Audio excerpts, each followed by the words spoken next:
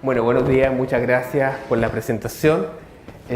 Intimidante, me intimido a mí mismo cuando me presentan, porque en el fondo yo digo, chuta, ojalá sería bueno conocer un tipo como este, ¿no? Pero bueno, la verdad es que también uno tiene que ser humilde también y aprender cada vez de todas las personas que están aquí. Yo encantado que haya tanta juventud presente, porque la idea de que uno esté aquí es para aprender, no para enseñar.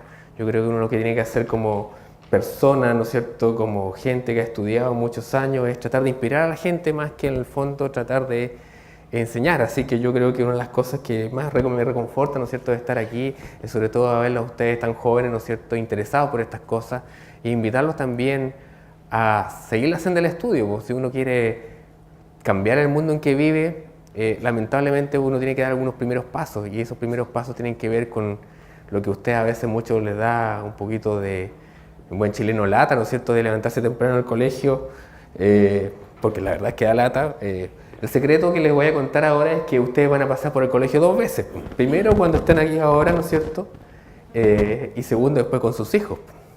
Y ahí se dan cuenta que en el fondo van a tener otra mirada, ¿no es cierto?, y van a entender muchas de las cosas en retrospectiva, pero lo importante, ¿no es cierto?, es que también podamos juntos, ¿no es cierto?, recorrer este camino, ¿no es cierto?, y que sea algo entretenido, pues, ¿no es cierto?, que no sea algo, ¿no es cierto?, que sea una tortura, algo que, ¿no es cierto?, que nos inspire, ¿no es cierto?, desagrado, sino que sea una iniciación, ¿no es cierto?, a lo que es la aventura de aprender.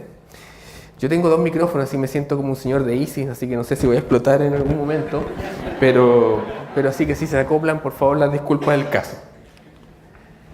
Bueno, hablemos de la tecnología en la escuela, y esto tiene unos signos de unas comillas, ¿no es cierto?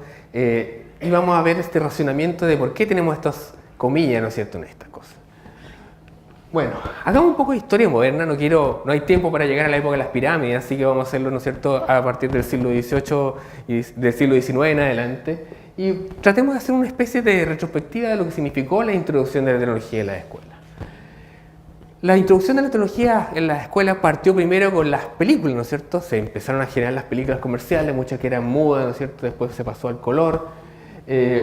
Después, ¿no es cierto?, alguien dijo, mira, qué interesante, ¿no es cierto?, podemos hacer las primeras películas educativas, y se empezaron a introducir películas en los colegios. Creo que allá por atrás me soplaron a alguien, ¿no es cierto?, que todavía, ¿no es cierto?, hay rollos de películas allá atrás, ¿no es cierto?, así que esto era algo que no era, que hasta hace poco era algo que se usaba, ¿no es cierto? Y finalmente, ¿no es cierto?, ya en la década de los 30, ¿no es cierto?, empezaron los departamentos de educación visual en algunos colegios.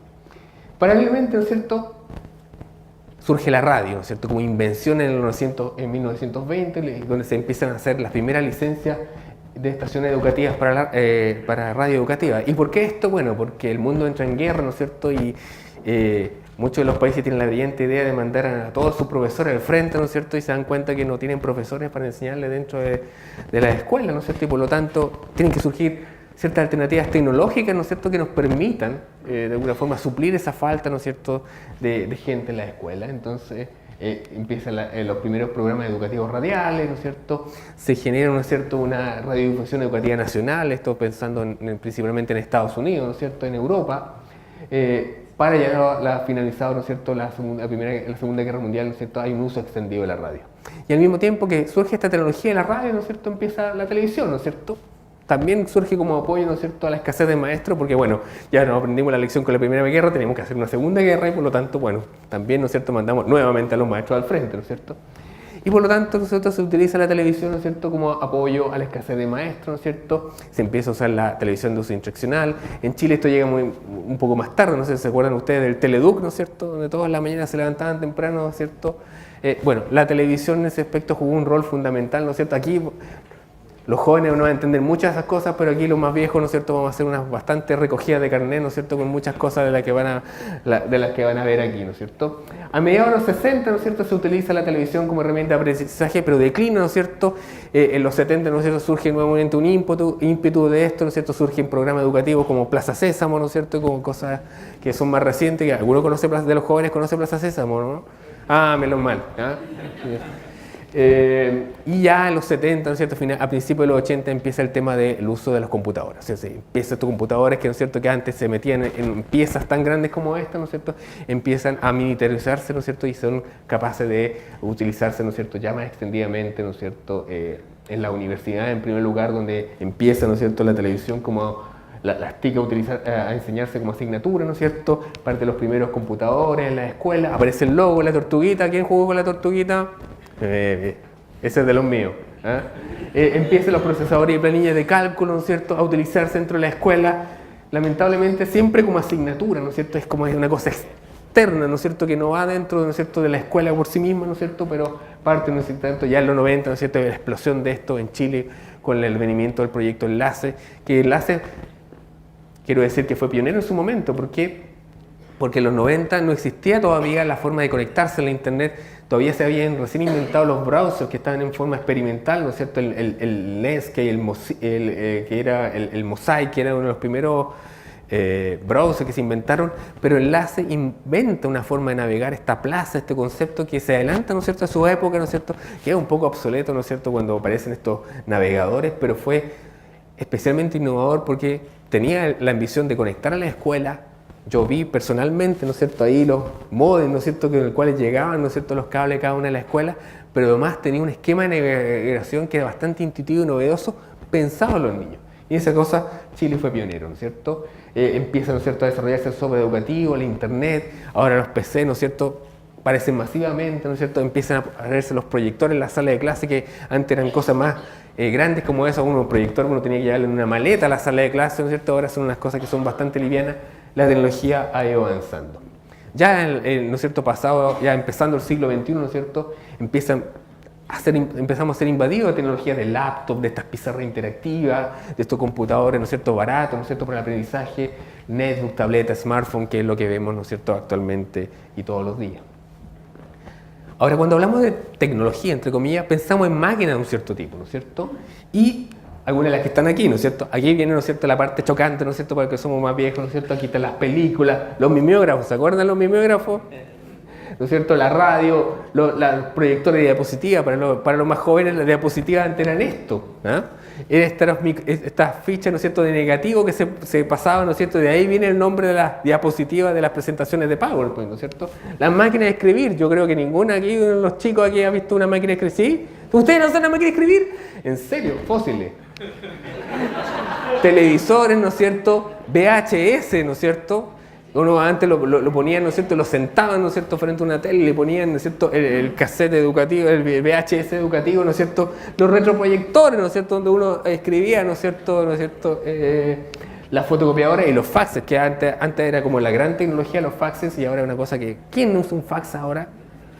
¿Cierto? Todas estas cosas han pasado, han sido obsolescentes, pero una de las principales cosas que hay que destacar que esta tecnología, en primer lugar, genera grandes expectativas de progreso, ¿no es cierto? El desarrollo, ¿no es cierto?, pasa por estas máquinas.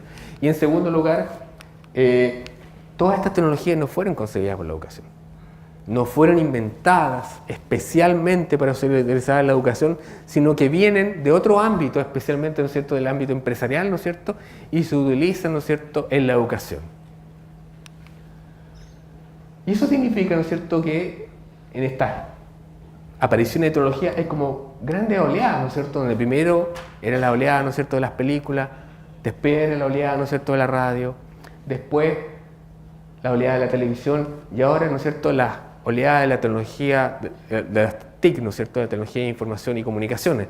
Eso quiere decir que la introducción de la tecnología en los colegios no es algo nuevo, es algo que es un proceso que ha sido sistemáticamente y que de alguna forma se entiende como si fuera un proceso refundacional donde cada vez, ¿no es cierto?, hay que introducir tecnología en la escuela, pero la verdad es que en los últimos 2 siglos no hemos pasado introduciendo tecnología en la escuela, salvo que son cosas que nosotros a lo mejor no eran tan, entre comillas, novedosas, tan digitales, ¿no es cierto?, como las tecnologías actuales, pero nos hemos pasado tratando de meter tecnología en la escuela desde hace más de 100 años. Y por lo tanto, estamos en un capítulo nuevo, pero de una historia antigua, ¿no es cierto? Hablamos de la transformación de la educación, ¿no es cierto?, por medio de la tecnología, entre comillas, ¿no es cierto? Y aquí voy a citar una frase que dice que, está censurada esa frase, pero porque quiero que adivinen quién la dijo y cuándo la dijo. Creo que, tecnología misteriosa, están destinadas a revolucionar nuestro sistema educativo y que en pocos años reemplazarán en gran parte, si no completamente, al uso de textos escolares. ¿Quién creen que dijo esto? ¿Y cuándo lo dijo? Esto lo dijo Tomás Alva Edison en 1922 y se refería, ¿no es cierto?, a las películas. Perdón, ups. Esta es la tecnología, ¿no es cierto?, eso siempre acompaña. Creo que las películas están destinadas, ¿no es cierto?, a revolucionar nuestro sistema educativo y en pocos años reemplazarán, si no completamente, al uso de textos escolares. Parece que las escuelas no le llegó el memo, porque yo sigo gastando gran cantidad de plata, ¿no es cierto?, en los textos escolares para mi hijo actualmente, ¿no es cierto? Y piensen esto, 1922. ¿Cuántos son esos? ¿94? ¿96 años? Y ahora, reinventando el texto escolar, ¿quién dijo esto? Tim Cook de Apple hace 4 años. O sea, le hemos dado, ¿no es cierto?, el certificado de función a los textos escolares hace mucho tiempo, pero todavía seguimos utilizando textos escolares. Ahora, ¿eso es malo? No es malo. Lo que es malo es tratar de pensar, ¿no es cierto?, de que la tecnología va a reemplazar y no va a complementar, y como yo siempre hablo entre comillas tecnología, no va a complementar, ¿no es cierto?, lo que tenemos actualmente. Bueno, ¿podemos ignorar la tecnología?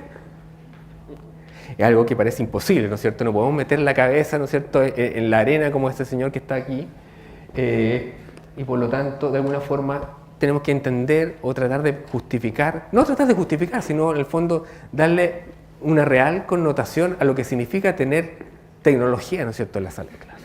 Entonces, ¿por qué tecnología en la sala de clase? Bueno, en primer lugar, quiero decirles honesto, o sea, el tema del impacto de las TIC en el aprendizaje todavía no tiene una respuesta concluyente, y principalmente es porque las evaluaciones que hemos hecho respecto al impacto de la tecnología han tenido relación con uso no intencionado de la tecnología. Si uno piensa en el fondo en darle más acceso a Internet o poner más computadoras en las escuelas, eso no tiene necesariamente asociado a un uso intencionado pedagógico, por lo tanto no podemos pedirle pera del olmo, ¿no es cierto? No podemos pedir que políticas públicas que están pensadas, ¿no es cierto?, en el cierre de brechas de acceso van a automáticamente producir aprendizaje, ¿no es cierto?, si es que no hay un uso intencionado, ¿no es cierto? Y segundo, también están ocurriendo ciertos fenómenos que tenemos que tomar en cuenta porque se están produciendo brechas, es decir, algunas se están quedando atrás. Y por eso quiero comentar algunas cifras con ustedes. En primer lugar, estas son cifras de la PISA 2009, ¿no es cierto?, que nos hablan, ¿no es cierto?, de las brechas entre la gente que tiene mejor, ¿no es cierto?, nivel socioeconómico y nivel sociocultural y con respecto a los resultados de PISA. Y aquí vemos ver que existen brechas, ¿no es cierto?, del uso de la tecnología en la casa o en la escuela. Estos son, ¿no es cierto?, las brechas, ¿no es cierto?, en la escuela. Por ejemplo, aquí podemos ver Turquía, que tiene una gran brecha, ¿no es cierto?, en los sectores, ¿no es cierto?, más acomodados contra los menos acomodados. En Chile también hay una gran brecha. Sin embargo, uno puede en el fondo pensar de que también a través de políticas públicas uno puede cerrar esa brecha si es que pensamos en el uso de la escuela. Chile tiene una brecha negativa en el uso de tecnología en la escuela. Eso significa que los grupos más ricos usan menos la tecnología en la escuela que los grupos más pobres, y por lo tanto, de alguna forma, esta brecha que se produce en el acceso en la casa la podemos compensar, ¿no es cierto?, por el hecho, ¿no es cierto?, como lo hace Portugal o que lo hace Italia, ¿no es cierto?, con el uso de la tecnología en la escuela. En segundo lugar, ¿no es cierto?, vemos los resultados de la prueba SIMCETIC, que mide las habilidades y competencias digitales de los estudiantes, y vemos que, ¿no es cierto?, la mayoría de los establecimientos se encuentran en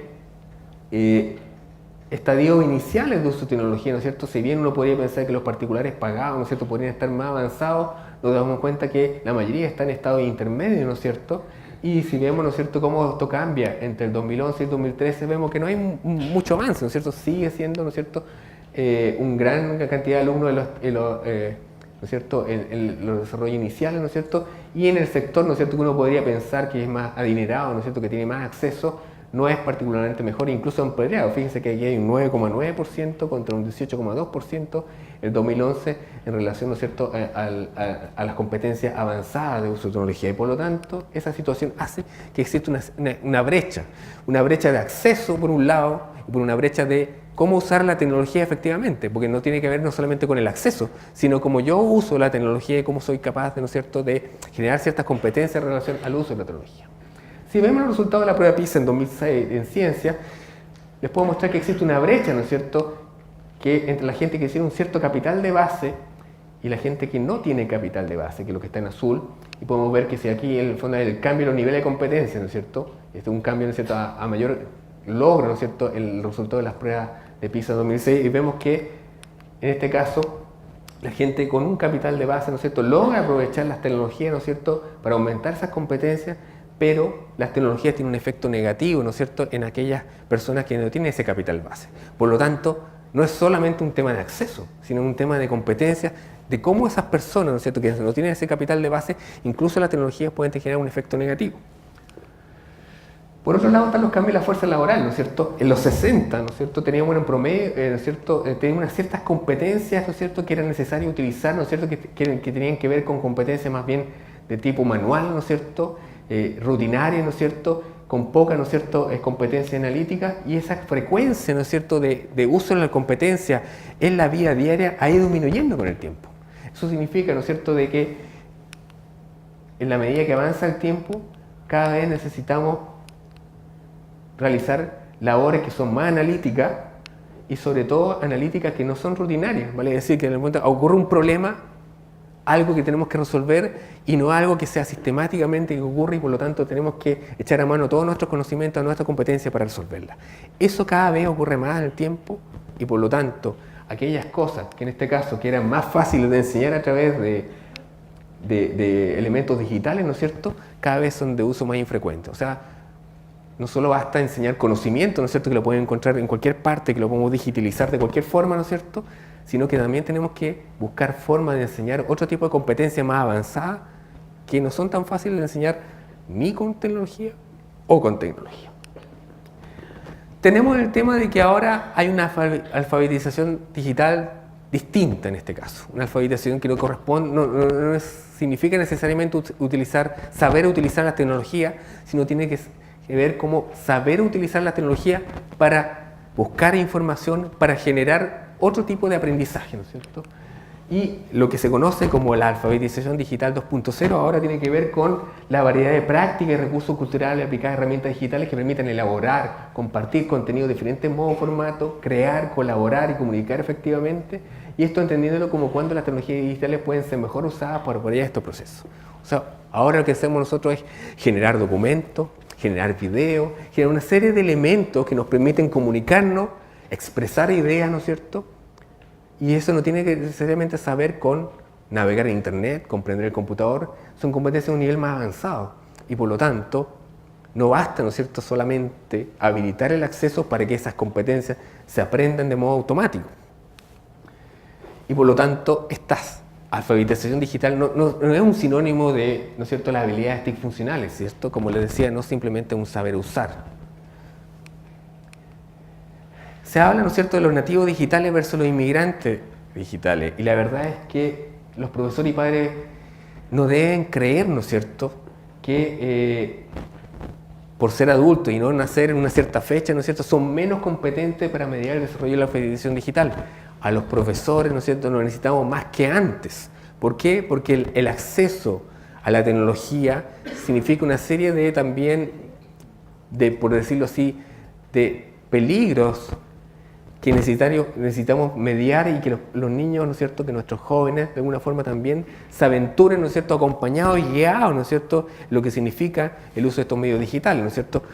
Tiene que ver, ¿no es cierto?, por ejemplo, por saber si es que las fuentes que estamos utilizando son confiables. ¿Cuántos de ustedes buscan en la internet, ¿no es cierto?, y ven algo, como por ejemplo una discusión que tuve con los compañeros incluso de universidad ahora de que el hombre no llegó a la luna, ¿no es cierto?, y ustedes ven, ¿no es cierto?, cualquier blog de cualquier hijo de vecino que dice, no, el hombre no llegó a la luna porque no sabía la estrella.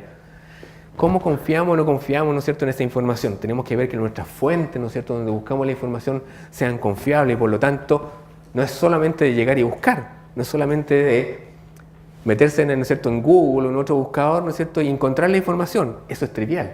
Lo importante es saber si esa información es confiable, cómo podemos comparar, ¿no es cierto?, con otras fuentes, elaborar una serie de elementos que nos permiten en el fondo tener un juicio, ¿no es cierto?, y por lo tanto hacer análisis crítico de la información. Eso no es automático y por lo tanto el rol de nuestros profesores es acompañar a nuestros niños, ¿no es cierto?, a nuestros hijos en poder, ¿no es cierto?, aventurarse en ese mundo digital que nos da mucha información. Pero mucha información también es basura, ¿no es cierto? Y por lo tanto tenemos que saber, ¿no es cierto?, entender la diferencia, ¿no es cierto?, y cómo utilizar esa información adecuadamente. Y por lo tanto, es sumamente importante no creerse el cuento, ¿no es cierto?, de los nativos y los inmigrantes digitales, ¿no es cierto? Es una cosa muy peyorativa, ¿no es cierto?, en el fondo, porque la verdad nosotros hemos sido afortunados en el sentido de que generacionalmente todas estas tecnologías nos han llegado de alguna forma incrementalmente, ¿no es cierto?, de a poco. Ahora a los niños de ahora todo esto les llega al mismo tiempo, ¿no es cierto? Internet, ¿no es cierto? El celular, el móvil. A nosotros nos dio primero, pucha, conectándonos a internet. Después que tuvimos acceso a internet, ¿no es cierto? Pucha, tuvimos los teléfonos, después el teléfono, tuvimos acceso a internet a través de los teléfonos. Hemos podido ir mediando y madurando un proceso, ¿no es cierto?, del uso de las tecnologías, pero a ustedes, ¿no es cierto?, como joven le llega todo al mismo tiempo, ¿no es cierto? Desde que son niños, ¿no es cierto?, le ponen la tableta o el teléfono para dejarlos tranquilos, ¿no es cierto? Yo he visto muchos papás, ¿no es cierto?, que los niños están aburridos, llorando, ¿no es cierto? Pucha, le pasan el teléfono, juega 3 jueguitos, ¿no es cierto?, y déjate de molestar, ¿cierto? Y es una gran tentación, pero al mismo tiempo un peligro, ¿no es cierto?, porque en el fondo, ustedes saben, ¿no es cierto?, navegar pueden llegar en 3 o 4 clics, como mis hijos suelen hacer, ¿no es cierto?, a cosas que son indebidas, ¿no es cierto?, que no son buenas para los niños que vean, ¿no es cierto?, en cierto aspecto, y por eso es importante que también nosotros como adultos estemos conscientes que tenemos que mediar este proceso, y no, ¿no es cierto?, porque nos pongan una etiqueta de inmigrantes digitales, ¿no es cierto?, tenemos que renunciar a algo que es fundamental, ¿no es cierto?, que es mediar cualquier tipo de aprendizaje, ya sea el aprendizaje de la red o el aprendizaje, ¿no es cierto?, de un contenido específico.